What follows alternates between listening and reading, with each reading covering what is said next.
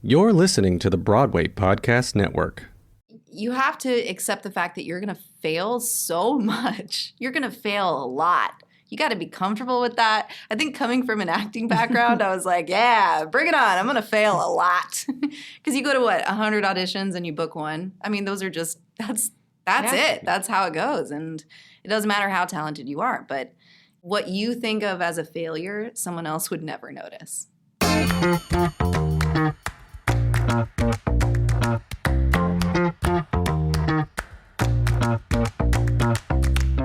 Hey folks, welcome to Was It Chance, the podcast about embracing opportunity and taking intentional risk for your creative life. I'm Heather Vickery. And I'm Alan Seals. And we're two perfect strangers. I can't say that without thinking of Balky. I'm the only perfect one in this We're two perfect strangers who met by chance and embraced the opportunity. Listen in as we chat with other successful people about the risks they've taken to put themselves on a path to creative success. Who's our guest today? Hi. My name's Erica Swindell, and I'm joining the two of you lovely people for a chat today. I love how you took Heather's line. Oh, sorry. That's perfect. It's okay. It's perfect. No, Erica's a professional. No. Oh, you know how to roll with the changes. She's good. She's like, that door was open. I'm in. So interestingly enough, yes, our guest is Erica Swindell. I'm so glad you're here. And interestingly enough, today's guest was introduced to us by another good friend of mine who I also met at a podcasting conference. Erica, you probably don't know this, but that's how I met Alan. Oh. Was at a podcasting conference. So shout out to Stevie Mans for Yes. being so fucking cool. Oh, man. The coolest. The coolest. Stevie knows all the coolest people. Erica, I think that your resume is impressive. It's vast. It includes Broadway. You're touring with the Eagles right now, right? I know you're in your Hotel California shirt. I saw that. I love it. I want it. And a creative career doesn't just happen. Like, it's not an accident, or I don't know. Does it? Was it chance? Well, What a segue. Yeah.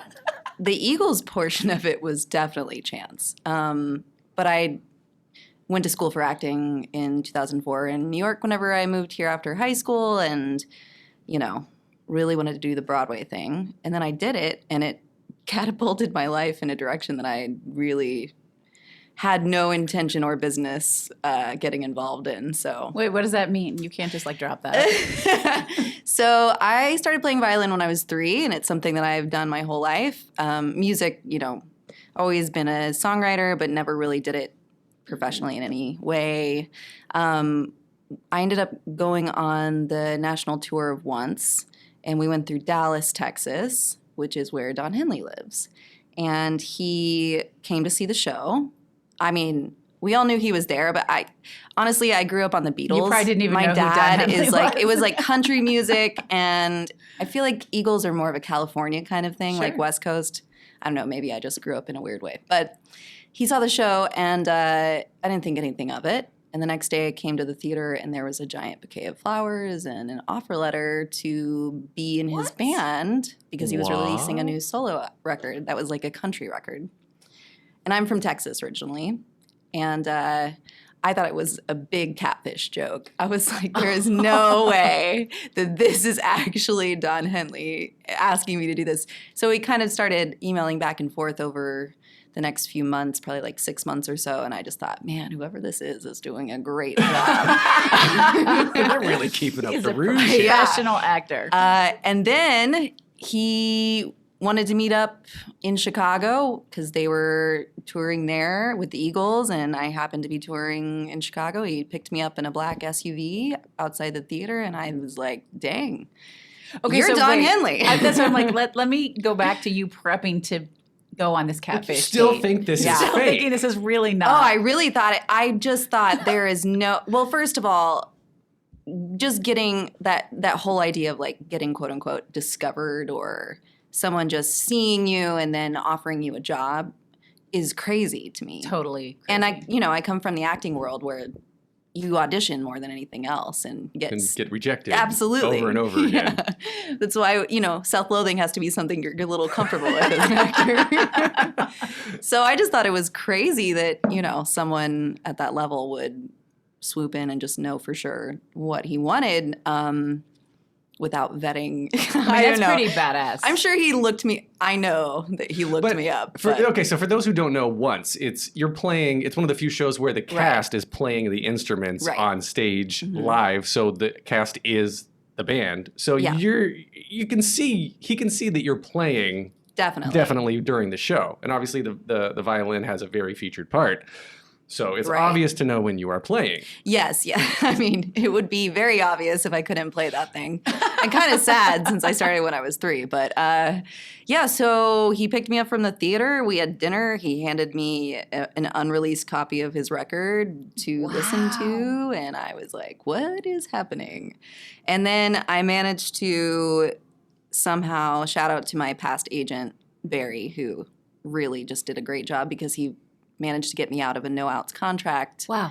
And I took my 2 suitcases from tour, got on a plane, and went to LA and started rehearsals, having no idea what in the hell I was doing. That is so cool. Yeah. So the rehearsal process then for a tour, a musical tour, how was that different from Once? Because I mean, I guess first off, was Once different from your standard Broadway show because you have to figure out choreography while holding an instrument. Right. Which is, if you have a cello, for example, is a little bit challenging. Yeah, you have to strap it to your chest. I mean, honestly, I walked away with long-term physical injuries from that show that are not great because you're not really supposed to bear weight with your neck, dancing around the stage. But it's all right. You're the second guest we've interviewed that has walked away with injuries from their show. And it's kind of funny because you're the second guest we've interviewed. Well, I think on Broadway, everyone's got random injuries. Injuries, yeah. Yeah, and that schedule, honestly, since leaving it, I think it's absolute craziness. To do a show 8 times a week and then, because you want to preserve the quality of the show, continue to go on when you probably shouldn't when you're injured. Or, I mean, looking back on that, I did probably 3.5 years straight and not really taking a vacation. And that's why my neck is really screwed up. But that process I think was really unique because that creative team was really invested in all of us as human beings. The Once team or the Eagles team? The Once team, because it was such a blank slate of a show. They built it on all of us individually, which was really, you never get that. Yeah, that's really you never get that. I mean, every girl who goes on to play Glinda and Elphaba, it's like, it's very specific. You don't get a lot of creative license. So it was very collaborative in that way, which was amazing. And maybe why Don Henley was so impressed when he saw you perform, because it was really you. It was me with a little bit more punk darkness mixed in. But yeah, the rehearsal process for Don's first tour couldn't have been more different. There's rehearsal in the music world, but the rehearsal is for the artist. It's not for you. You have to come 100% ready to go, knowing everything day one. And of course, I kind of like jumped all of the rungs of the ladder, so I had no idea what I was getting into or what in theater, it's so much more of a organic process. Rehearsal really is rehearsal. Right. You don't come knowing the show. And if you do, I think it's kind of not a great thing. Well, you got to shape it in the moment, yeah. Yeah. So music is different. It was really different. The violin stuff was really easy. All of the fiddle tracks, I've been learning things by ear for my whole life. But the vocals, because I'd never sung with in-ears before. Broadway doesn't really, I think there's a little bit of that going on now, but not so much.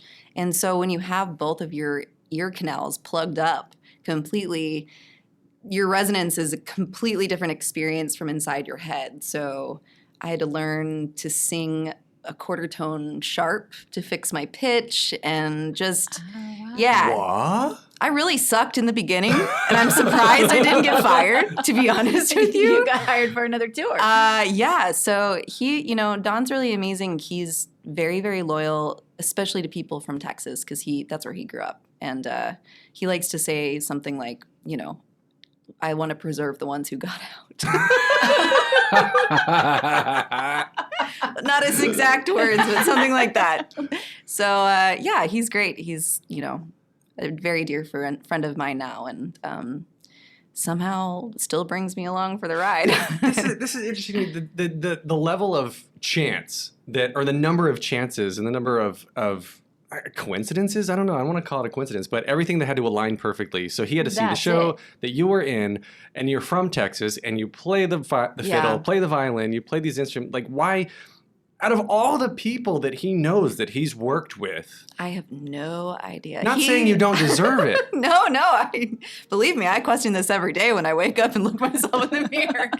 I think that he just, as an artist, he really knows what he wants and he makes decisions, and then that's it, And I really admire that because I, go over things and go over them and doubt them, and yeah. Have you ever asked? It's fascinating to me. I mean, I love that. I love knowing yourself well enough and being in a position in your career to go, I want that. That's what I want. And he pursued you.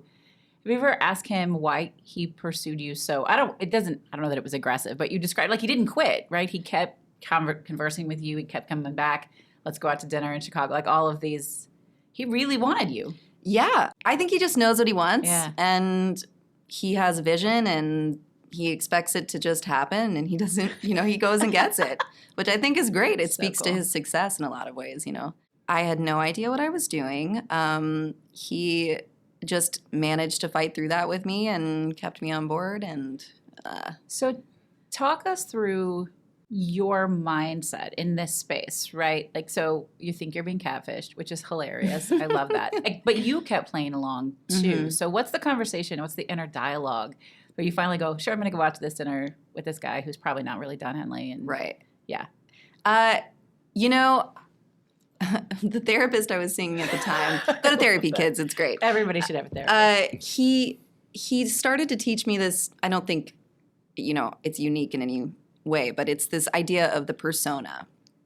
So if you're trying to achieve something, or if you're walking into a situation where you don't feel like you're worthy of it, you just become the person who you think is worthy of it. And he made me this recording that basically like talks you into character, because I was used to playing a character. I'm very comfortable in that space. Going out on stage, singing, saying dialogue as another human was a very comfortable space for me. So when it was just me, I suddenly realized that I had arms and legs and had no idea what to do with them. So I think I'm a very curious person. I think I love to experience things. So whenever that started happening, we were, dialoguing over email, I was in it. I was like, you know what? Even if this happens to be a catfish, what an amazing story at the end of the 6 months. And, we have a lot in common in terms of the poets that we like and books we're reading. It was a lot more sort of like a friendship conversation in a lot of ways. So I was like, well, if anything, I'll get a new friend out of it. If it's Don or not, who knows? So that's very cool. Yeah. Was there any fear, I guess, of or a retroactive fear, I want to say, because you said you skipped the line. You didn't realize how many levels you skipped to just get where you are, right? And so all of a sudden, when you realize you're at the top, and then, it's like, don't look down, right, or you'll get scared. So at the top, were you looking down, you're all of a sudden like, holy shit, where am I right now? And like the pressure, was there any anxiety that got added? Did you have one of those sort of, I guess it's an epiphany sort of moment, but like, you know what I'm talking about. Oh, yeah. Yeah. It happened to me standing center stage at the Forum in front of thousands of people about to sing Dolly Parton's duet from his album. You were singing. Yeah. And I was just like, who do you think you are? But I mean, that's whenever I really believe in that idea of the persona, because no one can possibly, every artist you see is a bigger version of themselves. They're not who they are at home. And so, I kind of had to just step into that and go back to what I know best, which is storytelling and playing a character, even if it's just an elevated version of myself, But yeah, I've never been more nervous than I was for those shows. I mean, and his band too, who's been with him for 20 years, it had been a long time since they'd been out on tour again as his personal band. A lot of those guys play with the Eagles as well. Mm-hmm. But everybody, that was a lot of pressure because it was the new album, you know, it was like I felt all of that, I'll you know, bet. kind of just coming into it. I did also have a lot of guilt, weirdly, I wondered about that. because, you know, I had a lot of friends who were in the music industry and just like really scraping to even just get one foot in a door. And I didn't even want this, and it happened. And I just felt, you know, why, or this is, I don't know. You could ask yourself that a lot of times in your life. And I think you just have to go with what's happening, because you can train for something, you can hope for your life to go one way, and it's probably never going to do that because you can't control the actions of other people. And we're Right. constantly just sort of all manifesting together in one giant soup. And whatever comes out. Why did you take that chance then? If you didn't want it, you were training for Broadway. You've got this national tour, which is an amazing thing that most people still can't even get to Right. that level. Why take this chance and do something that you didn't even think you wanted to do? I just thought I would have been an idiot not to do that. I mean, well, and also, you know, as an actor, it's a really hard thing to get a regular paycheck. Absolutely. Yes. I mean, it's insane how hard it is. And I thought, well, this is another year of work, and I might as well just do this. And I knew that the Once tour was going to go non-union in a couple of months. And so, you know, that show had been the love of my life up until that point. And I thought, well, I don't want to go do another show right now. I should just do this thing because it's completely new and it's a whole different side of things. So, yeah. And you know what's fascinating to me as you start to connect the dots, you're talking about once you loved the show, it really caused you physical harm. Oh, yeah. And you start to think about what would have happened if you'd continued. Perhaps you would have gotten really hurt. Maybe you wouldn't have been able to stay in this line of work. Like, who Yeah. knows, right? I mean, who knows? I also think that I've often revisited that question of, because a lot of my friends who came up with me in that world have gone on to do several Broadway shows. And, you know, I've thought about that a lot because that was going to be what I wanted to do with my life. And it's been a really long time now. I mean, I've been doing this since 2015. So I feel very out of the loop. And sometimes I'm sad about that. But at the same time, I've had experiences that won't happen again. And like, you can't audition for this job. It's something that you just can't, it just happens. They pick you or they don't. And you get one shot at that. And there's only one Eagles. There's a lot of shows I could do. Maybe whenever that's done. Whenever. Yeah. Yeah. That's amazing. So if we were going, when we first walked in, we're recording live. I don't know if you want to give a plug to where we are. I don't even know where we are. Open Jar Studios. Open Jar Studios. He said, "Oh, I really love this place. It doesn't smell like fear and rejection." Anybody who's ever been to one of the other studios that shall remain nameless, yeah, I don't miss that part of it. I still audition. I still have a manager, you know, but I think I've left that part in the past because unfortunately it's a big part of being an actor is just, you know, look at me, pick me. And I don't miss that.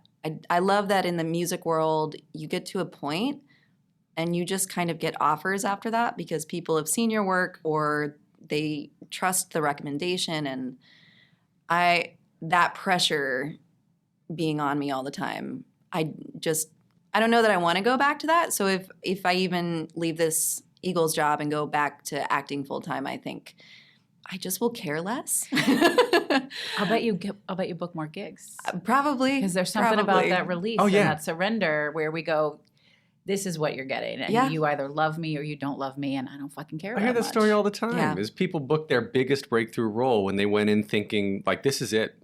It's this, and then I'm quitting." Oh, yeah. Like this is my last audition. I've got several friends who are on Broadway. They're like, "This was the last one I was going to do," and then they got their role, and then Yep. their career just went.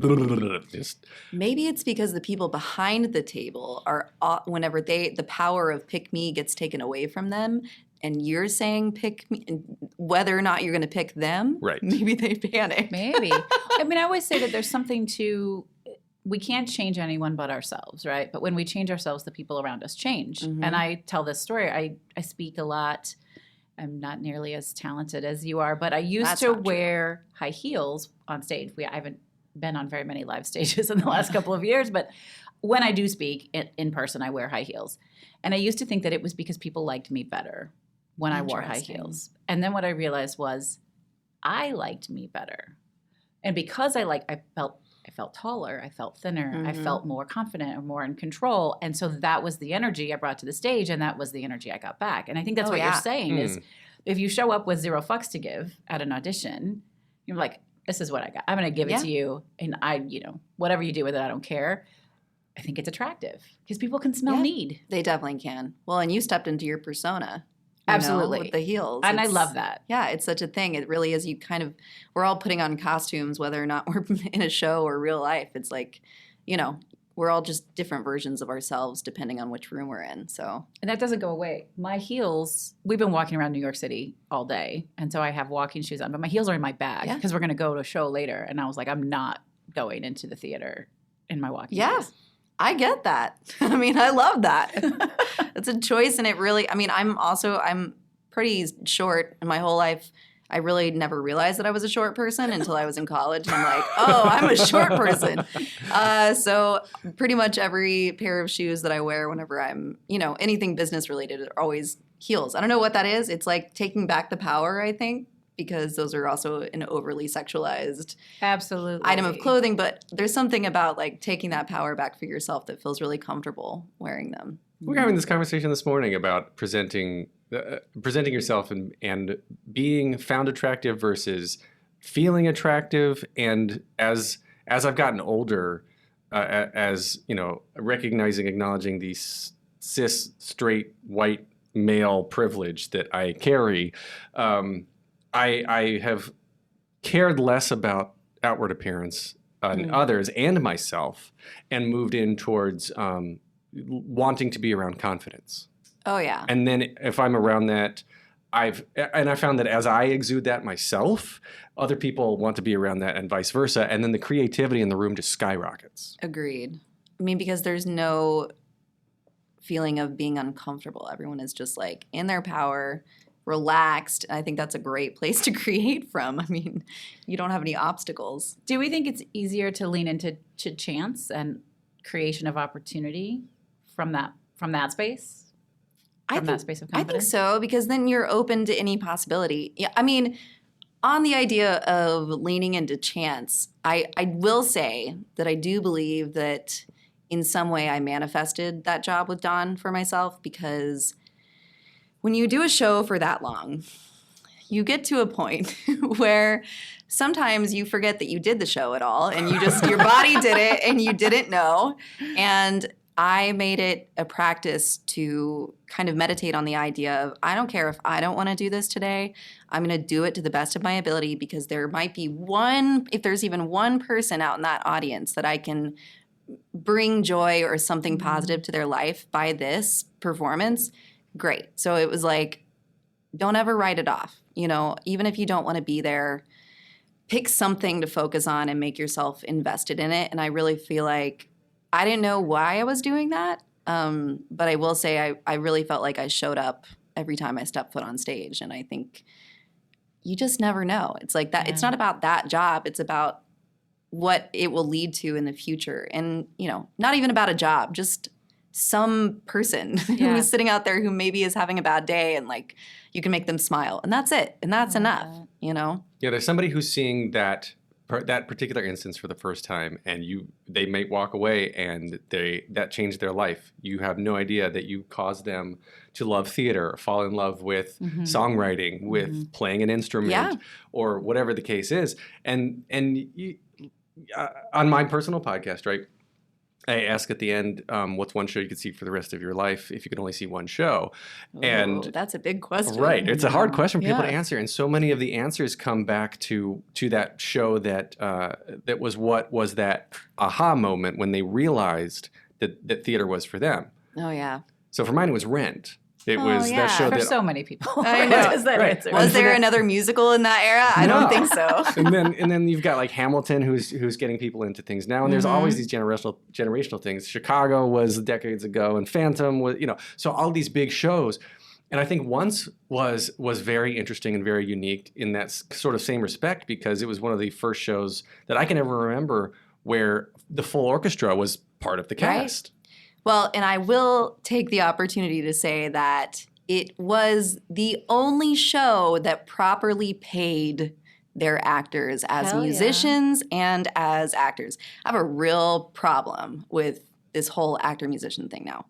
One, they searched for people. That creative team really took time to find people who were actually both equally in equal parts, which,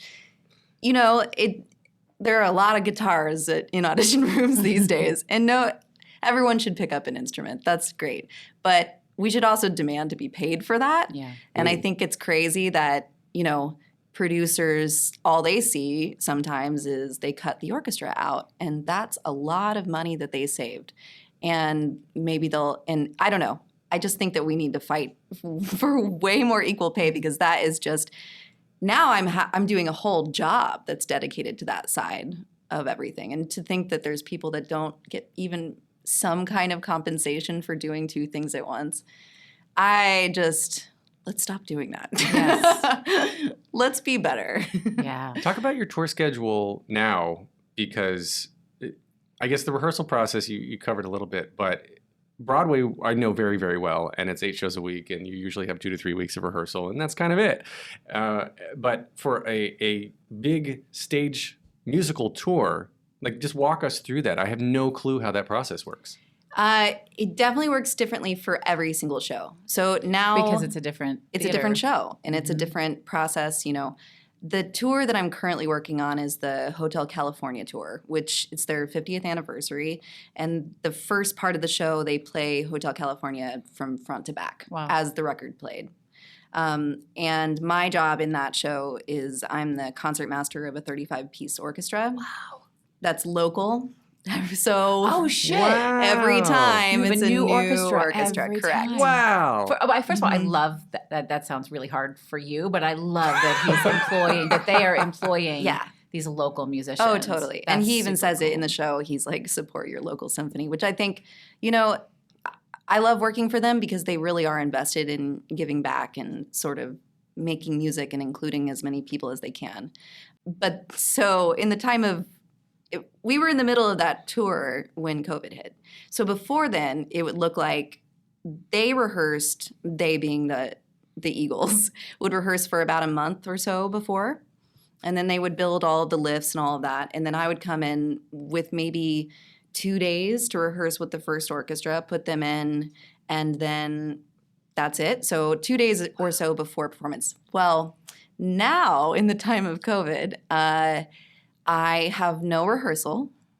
I have a 15-minute meeting with the principal players, which is 4 people. And all of those orchestra members don't get a chance to run it before they're sitting on stage with all of the people At a and stadium. the lights. Oh and my right, gosh. Right. And because we're on this, giant lift that sort of reveals the orchestra at certain theatrical points in the show, it hides the conductor from us. So I'm back there behind the drop like, listen, I didn't go to music school. I mean, I was very involved in music since I was 3, but tell you what, I made the decision not to go to college for violin because I didn't want to be the person conducting. Well, joke's on me because I'm back there flailing my arms in a mask, no less. And I went and got Botox on my forehead before that tour, which was the worst because that's all you can thing. see. I couldn't move anything. I couldn't move anything. All arms. It's all arms. But yeah, it's a rodeo, but we get through it, and we've sort of gotten it down to a science now. And I actually was able to bring along my lovely cello wife, Christine Kruda, as my first cellist, and so she's flanking the stage on the other side, also flailing around, directing all these people. Have you ever had an orchestra that just didn't pull it out? That show is too big to fail. So Have I had orchestras that, the whole second violin section didn't come in at the right time? Absolutely. But would the audience have known? No. All right. It's too big Too to many fail. other things happening. They're the most talented people working on that show are the front of house. Of course. That and the guys running the monitors, doing the sound, I learned so much about what we're hearing actually in the music industry and what is actually going on. And I won't say anything about that, but just be nice to your tech people because they are the show. They're the whole show. That is so true. I mean, and that is true. It's true in any job. It's true in any industry. The people who are behind the scenes, like nothing fucking happens without those people. I can't remember who it was, but there's an artist who, whenever, signing walls and whatnot at the Forum, and it's always, they were here before you and they're going to be here after, and always leaves that everywhere he goes. Can't remember who it is, but I just love that because it's so true. I have such an appreciation for all of our team because sometimes they don't sleep. Sometimes they're, going 24 hours. That's crazy. Well, yeah, I worked crew in North Carolina where I grew up. We had some very non-union tours come through in the Bible Belt where I grew up, and it was owie. Sorry, Erica just kicked my knee. So sorry. You didn't need that. You just said Bible Belt and I got violin. I'm sorry. I don't know. Am I allowed to say that anymore? Are we allowed to say Bible Belt? I mean, I still refer because I grew up in Texas, so okay. yeah, Well, that's fine. I don't want to get canceled on episode 2. I don't know. Anyway, so I would run crew, and I would be on the crew because they would always like to hire locals and whatnot. And like you have these massive, like 3 or 4 or 5 semi trucks worth of gear that just pull up, they back in, and you get somebody who's like, all right, that truck goes there, this flat goes here, we got to build this lift, this light, when this, and I was so cool. We had a tour of Joseph come through, and I was so cool because when a light went off, I had to pull a rope that opened a door. And so without me pulling that rope, people didn't have their entrances. That is so true. There you go. That is so true. I mean, I don't know. The first time I experienced also having an instrument tech on tour, I was just like, where have you been my whole life? It comes to me pre-tuned. He didn't even know how to work on violins, but it was like, he learned. And, everything is set up. If I told him that my water bottle needed to be a centimeter to the left, you better believe it would be there the next time. Wow. He's incredible. Those guys take so much pride in their jobs, and they're out of this world. So good. It's insane. Would you ever consider, you said you would consider leaving it to come back to theater, but would you go back into or take a chance and go into the leadership side of things, like doing more Concertmaster stuff now? Because originally you said you didn't want to. I thought that I wanted to do my own music project, and I did release a couple of songs, but to be honest with you, what I've learned about myself and kind of embraced is that I'm really good at helping somebody else boost their vision. And I love being a part of that because I came from theater. I love the collaborative process, and I didn't really like me being alone in a room recording music and then trying to put it together. I just didn't like that as much. I think people had a lot of expectation for me releasing a giant project after going into music full time, but yeah, I don't get as much joy out of that. I think that's so important to know about ourselves. Yeah.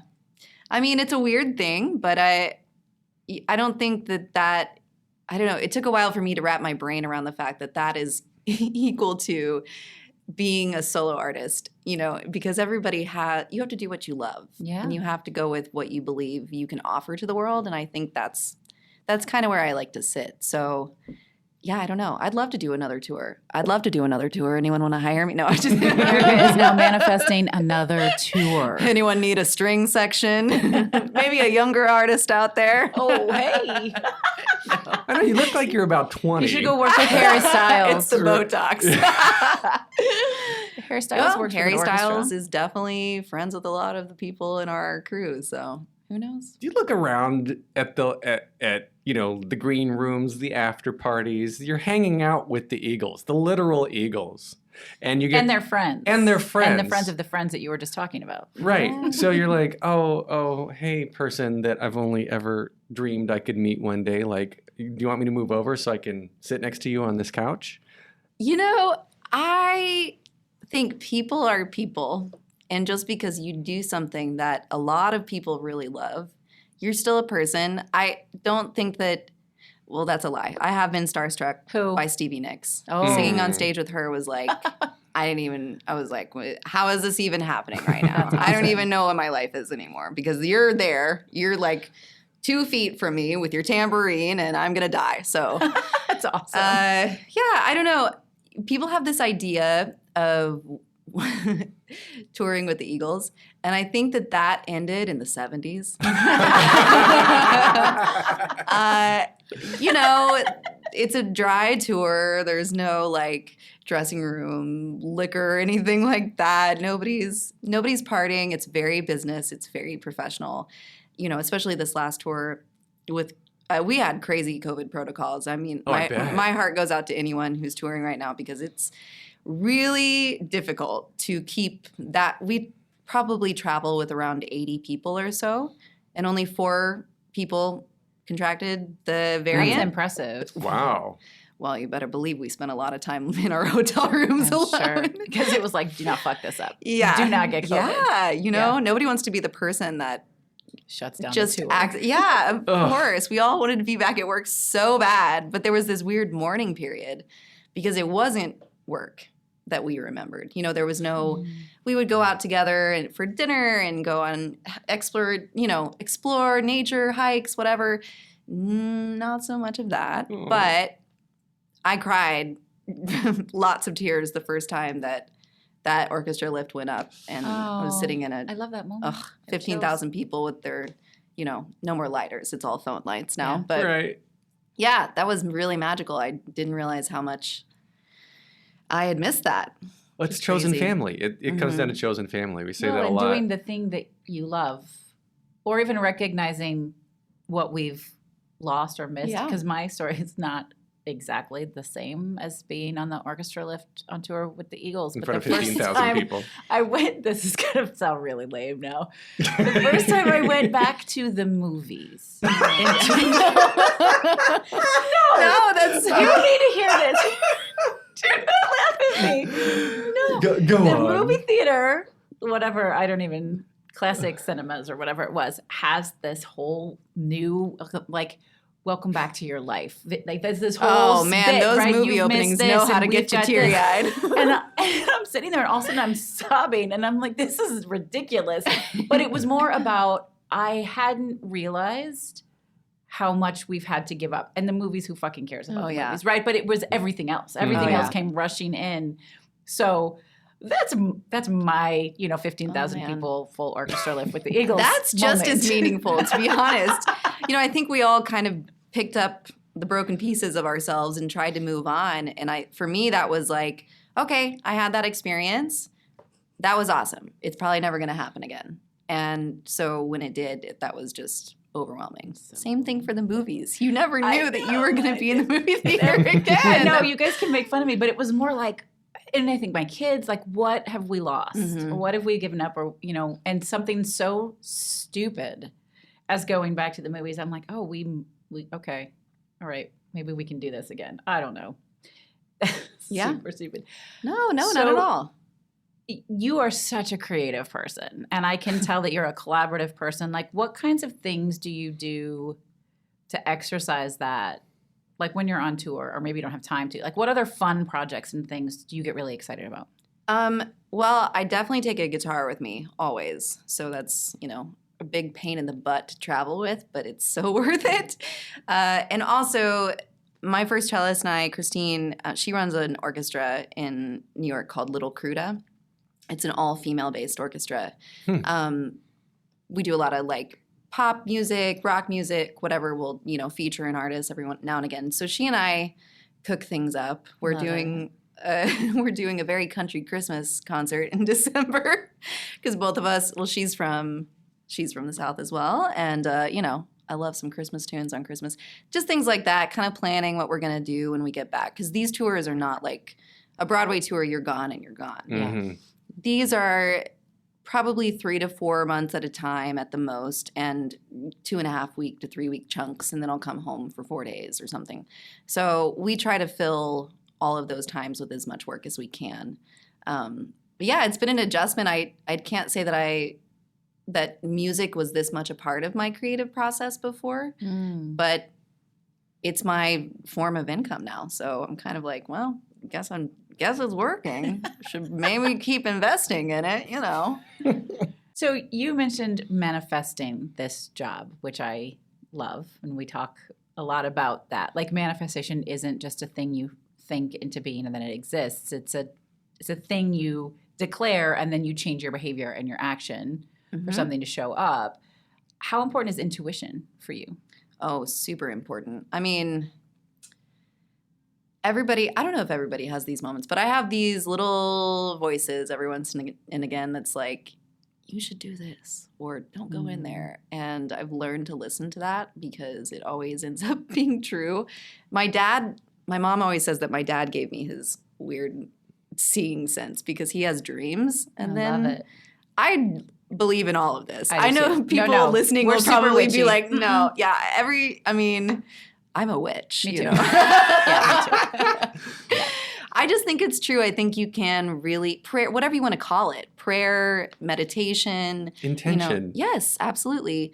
The times in my life where I've been the most successful, I've made and carved out time to sit and either say things out loud that I believe and Yes. desire, or just to myself. And I think that works. I have no idea why, but I think it's real and it's very powerful. I manifested my fiance. I love that. Do you want to tell us how? I was in a weird spot in my love life and had just gone through so many.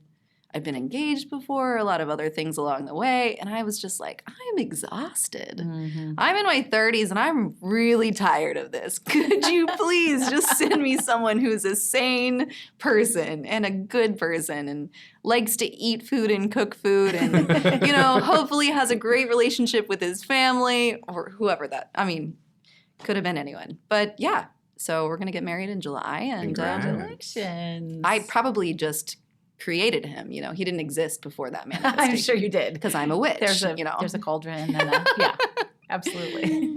What's that Sandra Bullock movie with Nicole Kidman? Oh, yes. Yeah, I know what you're talking about. Tip of but my I tongue. Not happening. Tip of the tongue and the top of the teeth. happens to me all the time. Did you go to theater school? Red leather, yellow leather. Hilarious. Are you introverted or extrovert? Do you consider yourself one or the other?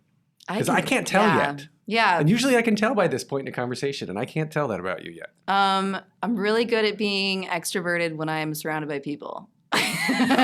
But I choose not to be surrounded by people quite often. There you go. That's my girl. Extroverted introvert. That's me. Yeah, I'm totally fine. I mean, even growing up, like I was one of 5 kids. I was totally fine to just be by myself. Where are you in the lineup? I am the youngest girl, and I'm 4th. So I have a little brother, and then 2 sisters, and an older brother. Well, the reason I ask is that for COVID, when COVID hit and the isolation came, introverts were like, celebrate. We don't have to go out right now. Yeah. And then for us extroverts, myself being the only one in this room, Because I was like, oh, I don't miss you people at all.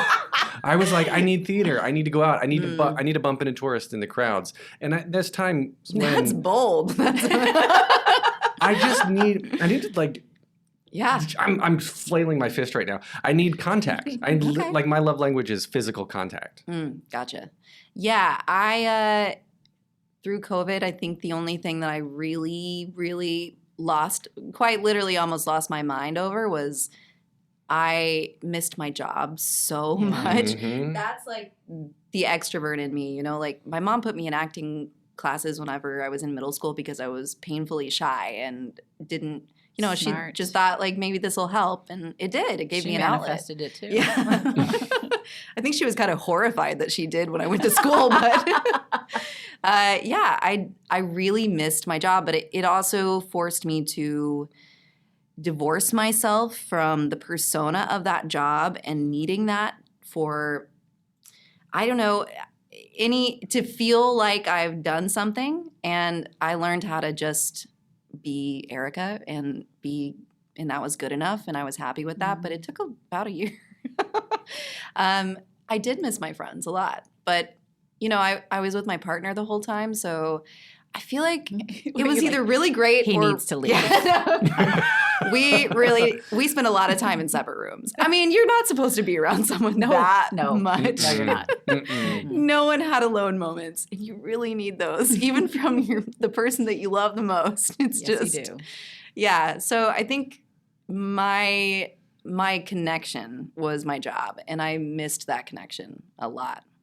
Were you working or doing anything creative during lockdown? I felt completely gutted. Yeah.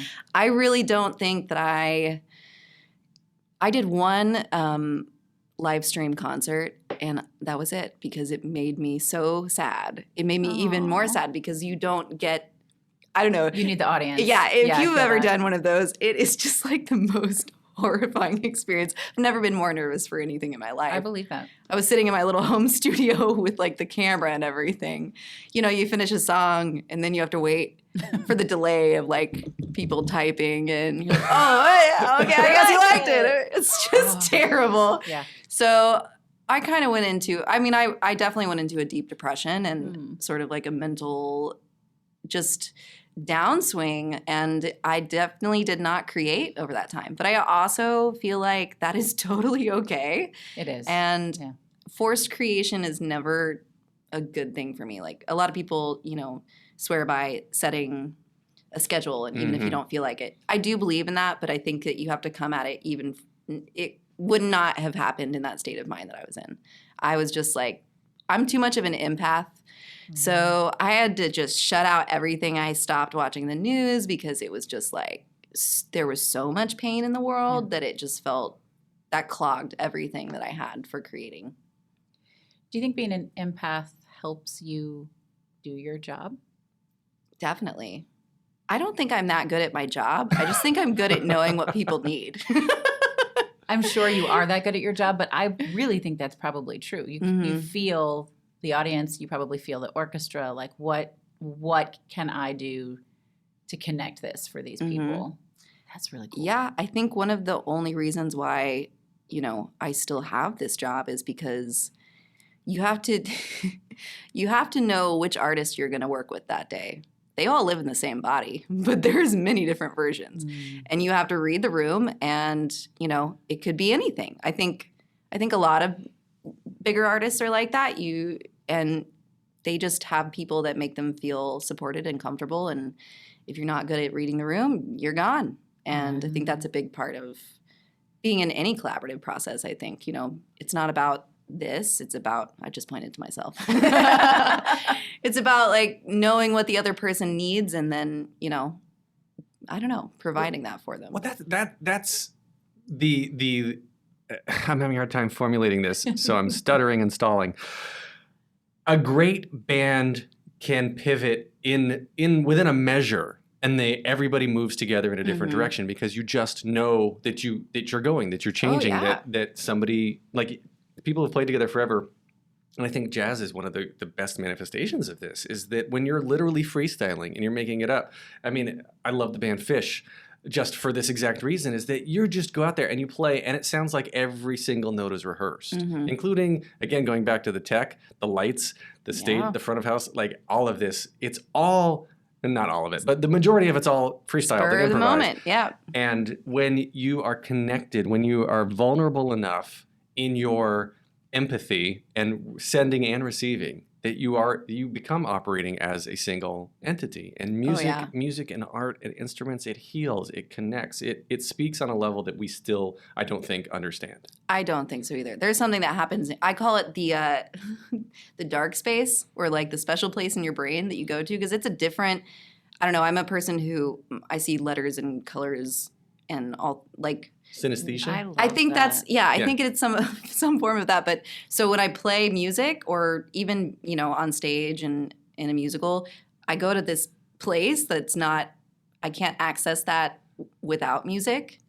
I started teaching over the pandemic, and this little 6-year-old girl that I was teaching, who has the most natural talent I've ever seen in a kid. And she would describe it as the black starry place. Wow. I was That's like, whoa. So clear though that she Yeah. could like name that. Yeah. And it's amazing that she was already tapping into that, which is, that's so cool. But yeah, I think that it's spiritual.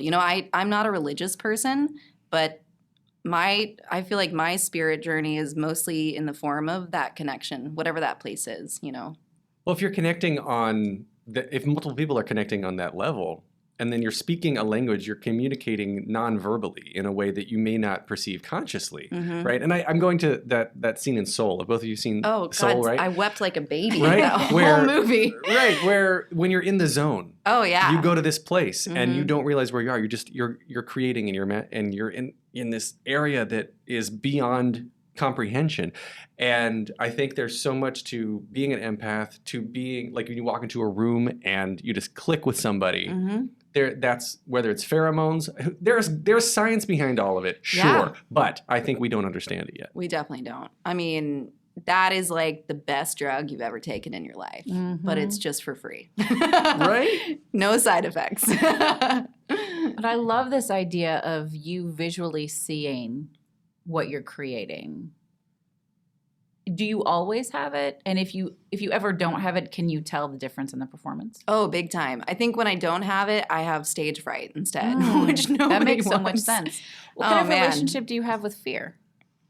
When I started that job with Don, I really had stage fright badly because it was the first time that I had stepped on stage without a character in front of that many people. And as an actor, I don't think that I really ever got stage fright. I would just, because you can funnel the energy through what you're doing, right? But I went through, up until probably 2 years ago, I had crippling stage fright that would make me, when you play violin, You can't shake. you can't do that because your hand seize up and then you stop being able to play. And I had some pretty big mess ups just because I couldn't control, it's fight or flight. It's just going off and you can't control it. But I thankfully got over that. I'm not really sure what that was. I think it was being forced into, being comfortable just as myself on stage, and also being comfortable myself on stage without the backing of a huge band or a huge act. And if I'm just playing as me or with, Christine or whatever, it terrified me. But I'm more comfortable with that now, thank God. Was there anything specific you had to do to sort of manage that or to get back into that visual creative space? Did you create a persona? Antidepressants were great. Hello. Yes. Hello. I'm a fan. Yeah, I think just I had to relearn how to funnel it as myself, which was weird. I had to do a lot of like weird acting warm-up things that I used to do for a show, and all of a sudden, just as myself, I thought, well, that's stupid. I'm not going to do that before this show. But they really help. Absolutely. Yeah, even just breathing, really focusing on your breath for like 5 minutes will just do wonders. Yeah, I don't know. One of the most interesting things, I chatted with Anthony Veneziali from Freestyle Up Supreme, and he was talking about his work in fMRI machines to have his brain scanned while he's freestyling versus while he is That's cool. Wow. while he is reading That's and not amazing. freestyling. And oh God, I used to know this word and I could rattle it off, but it's been so long. There's a certain part of the brain that's activated when you're improvising, when you're freestyling, and they've scanned it. They can see this, and it's the part that inhibits anxiety. Oh, yeah. So when you are freestyling, that's why like corporate retreats, improvisation, all the stuff helps people bond together. Interesting. Because you are chemically reducing your inhibition. Because that's the same thing. Yes. Oh, man, It totally. is. I'm never like, if I go on stage and someone's like, oh, we don't have any charts for you, I'm like, sick. I am so ready for this. Yeah, it's almost better. Oh, man, I will improv a show for the rest of my life and be a happy person. It's when you put charts in front of me that I'm like, oh, no. Because then there are things to get wrong. Oh, yeah. Yeah. And in improv, I mean, you can make bold choices, but it's not technically wrong because you're just in the moment. And I never feel nervous doing that. But that also, I had to learn how to do that. Like, I grew up playing classical violin, and a lot of my classically trained friends do not improv. It's not because they don't have the ability to do it. It's